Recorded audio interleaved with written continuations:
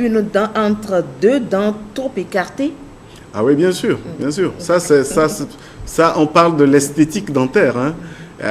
Nous avons beaucoup de patients qui demandent. On appelle ça les diastèmes. Donc, on le dit communément, c'est quoi? C'est une brèche. Les gens disent brèche. Mais en dentisterie, on parle de diastème. Voilà. Et donc, quand les dents sont trop écartées, on peut mettre des dents, on peut recréer le sourire et mettre des dents pour des besoins esthétiques. Pour des besoins esthétiques, pour que ce soit... Non, on le fait régulièrement au cabinet. Ça ne pose pas de problème. Bonsoir, bonne émission. Peut-on faire une réajustation des dents mal alignées, diminuer le nombre de dents qui dépassent la normale? Voilà, le nombre normal. Bon, les dents mal alignées, en réalité, si les dents peuvent être réalignées, c'est-à-dire les dents ont une bonne longueur ou en tout cas ont des formes plus ou moins bonnes. Il y a une partie de la dentisterie, de la médecine dentaire qui s'occupe d'aligner les dents dans leur position correcte. Ça s'appelle l'orthodontie. Alors, donc, on peut, par l'orthodontie, réaligner les dents chez l'enfant, chez l'adulte, chez quelqu'un qui a 70 ans, ça peut se faire, s'il le désire. Maintenant, la méthode la plus... C'est vrai que ça prend du temps. L'orthodontie, c'est des traitements qui peuvent prendre 1 an, parfois jusqu'à 3 ans, c'est possible. Mais il y a un raccourci. Parfois, on voit des dents qui sont mal alignées et on peut, par des prothèses fixes directes, essayer de récupérer et de redonner un sourire radieux à ce patient-là. Donc, toutes ces techniques sont pratiquement faisables et c'est le patient qui choisit. Nous expliquons toutes les possibilités de traitement au patient et je dois vous dire que c'est le patient qui choisit en étant éclairé. Hein? C'est un consentement éclairé du patient. Bonsoir docteur, salut, santé d'abord, bonne émission, merci beaucoup. Il y a de cela 13 ans que je souffre des mauvaises haleines. Presque sur toutes mes molaires, il y a de creux. Et actuellement, j'ai des salives gluantes dans la bouche qui m'empêchent de parler couramment dans le public. Que faire, docteur? Alors, ce patient, que faire? Il doit venir en consultation, voir les dentistes. Je ne sais pas là où il est. Nous avons des cabinets dentaires sur toute l'étendue du territoire national, au moins dans tous les chefs-lieux de région. Donc, il pourra voir un vrai dentiste. Il ne faut pas aller voir celui qui vient du Ghana ou d'Aplaou, et qui a un cabinet dans un coin ou un recoin de Lomé. Et pour le voir, il faut voir un praticien diplômé qui a une autorisation au cas où il est installé en privé. Ça, c'est extrêmement important. Vous voyez, nous pouvons régler son problème. Ça, ce n'est pas du tout un problème. Sûrement, il a des caries ou il a des maladies de la gencive qui retiennent donc, les aliments. Et donc, la putréfaction de ces aliments-là va donner des composés sulfureux nauséabonds qu'on appelle la mauvaise haleine. Voilà. Alors, parlant justement des prothèses, il y en a qui ne sont pas bien polies. Et quand les prothèses ne sont pas trop bien polies, cela entraîne le cancer de la bouche parce qu'il y a des irritations qui provoquent des lésions. Alors, ce qui m'amène à poser cette question, docteur Tokoufaye, est-ce que le métier de prothésiste relève d'une formation exigeante en tant qu'une branche de la médecine ou bien tout le monde peut s'improviser prothésiste et parce qu'on a le feeling de l'art. Ah ouais. Parce qu'il y a des gens qui paient des prothèses dans le commerce, comme vous avez évoqué le cas, enfin l'exemple du Ghana. Est-ce qu'il faut forcément s'adresser à un prothésiste de formation ou bien tout le monde peut faire ce travail? Absolument, ce n'est pas un job dévolu à tout le monde, le métier de prothésiste. C'est un métier scientifique qui obéit à un cahier de charges extrêmement exigeant, qui obéit à des connaissances, des prérequis extrêmement importants. C'est ça. Alors, donc un prothésiste, les prothésistes avec qui nous travaillons, c'est des bac plus 3. Donc, quelqu'un qui a son bac, il va à une école de prothèse 3 ans, et il sort, il est prothésiste dentaire, qualifié, diplômé. Et donc, ce sont ces gens-là qui nous fabriquent des prothèses. Ils savent qu'une prothèse doit être bien polie. Une prothèse qui n'est pas bien polie va donc fixer même des aliments, la nourriture. Les aliments, des restes alimentaires vont se déposer sur cette... Et ça, c'est ça qui crée la mauvaise haleine, etc. Et si les prothèses ne sont pas... Bon, en réalité, le dentiste le dentiste n'accepte pas qu'une prothèse en tout cas mal faite, soit posée en bouche. Ça, c'est clair. Parce que nous avons la responsabilité. Le prothésiste, il est dans son laboratoire, il nous envoie un travail. Si ce n'est pas bien fait, nous lui retournons le travail pour être mieux poli. Voilà. Et donc, le dentiste a la responsabilité de poser cet appareil défectueux dans la bouche de son patient. Donc, je crois que c'est des problèmes. Normalement, ça ne devrait pas arriver. Maintenant, si ça arrive, ça veut dire que c'est des gens qui sont partis voir des dentistes de fortune, des dentistes autoproclamés, et donc ils n'ont aucune conscience donc, de la biologie. Et donc, ils peuvent mettre n'importe quel problème. L'essentiel est que la personne ait une dent. Souvent, ils remplacent des incisives. Donc, qu'il y ait une apparence de sourire, et puis c'est tout. Mais nous faisons une réhabilitation biologique, fonctionnelle et esthétique. Voilà. C'est extrêmement important. Nous allons parler maintenant de l'hygiène des prothèses dentaires. Alors, comment entretenir les prothèses dentaires, qu'elles soient fixes ou mobiles, en vue d'une bonne hygiène bucco-dentaire, justement? Alors, une prothèse, voilà, la prothèse la plus exigeante à être bien entretenue, c'est naturellement la prothèse amovible, celle qu'on enlève et celle qu'on peut remettre. Alors, c'est une prothèse, d'abord, elle doit être lavée après chaque repas. Ça, c'est extrêmement important. On va la laver avec une brosse. Il y a des brosses pour prothèses dentaires. Ça existe dans les pharmacies. Il y a des brosses pour prothèses dentaires où on peut utiliser une brosse à dents souple. Parce qu'une brosse à dents dure va rayer la prothèse mobile là, et donc elle ne sera pas lisse. Si elle n'est pas lisse, elle va retenir les aliments, et donc mauvaise odeur, mauvaise haleine.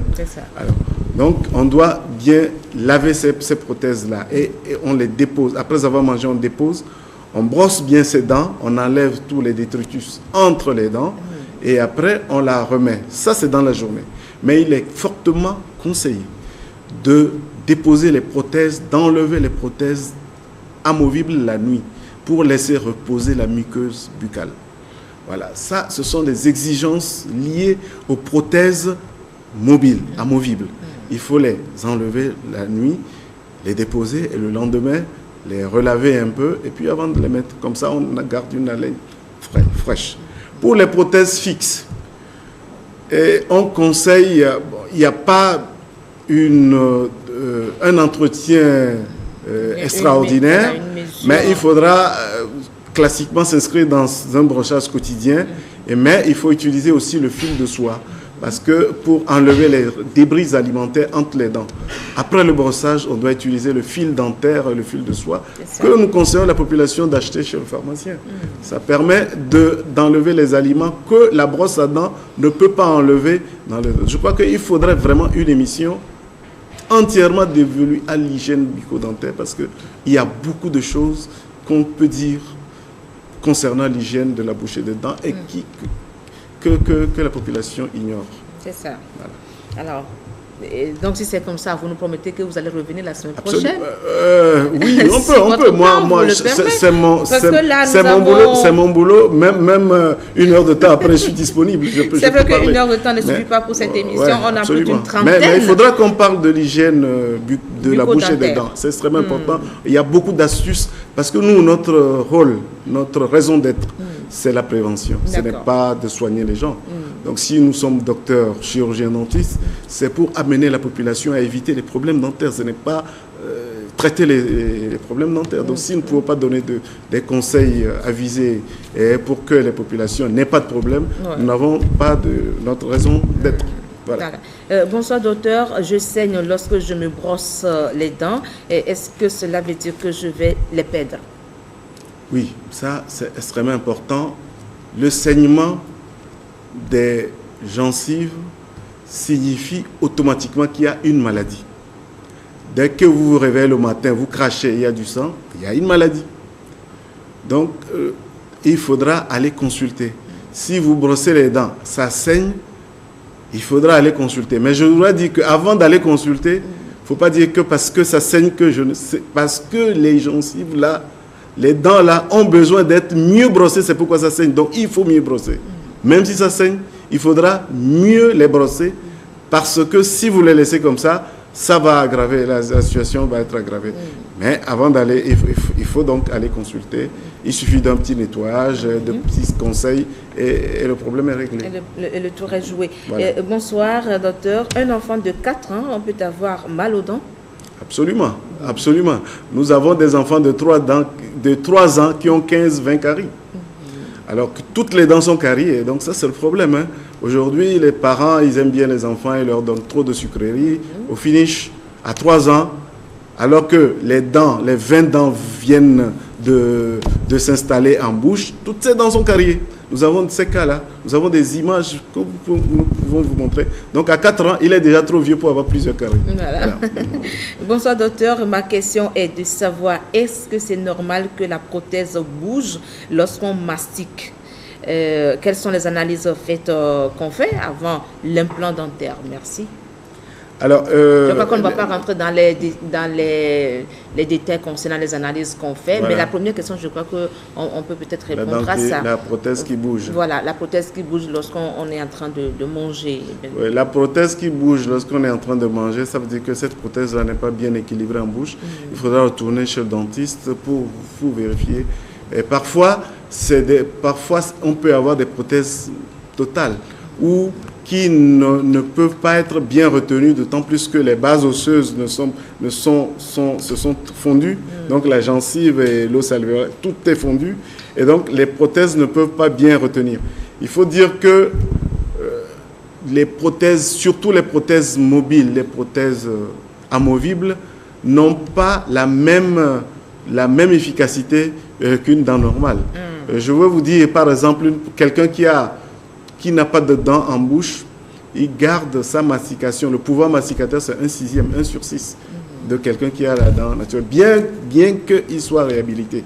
Donc les prothèses mobiles n'ont pas, avec une prothèse mobile, vous n'avez pas une bonne mastication comme quelqu'un qui a une prothèse fixe. Voilà. C'est pourquoi on demande à ce qu'on ait une prothèse fixe. Tout à fait. Bonsoir docteur, je suis intéressée par le sujet. J'ai un frère depuis sa naissance, il n'a pas de dents. Alors, y a-t-il un espoir pour lui?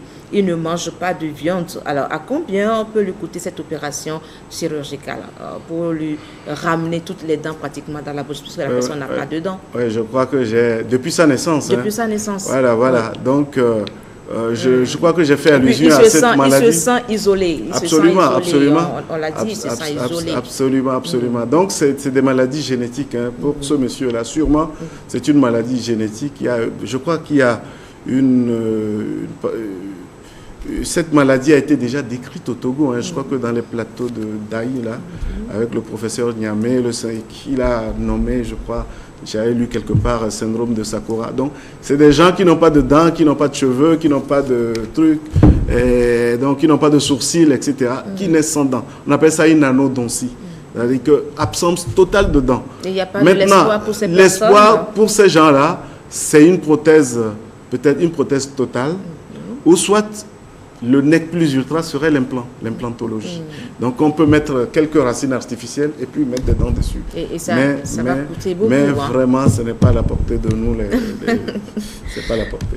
Alors, ça va être très difficile. Ça va être très difficile. Mais en attendant, il peut se contenter d'une prothèse amovible totale, complète, haut et bas. Voilà.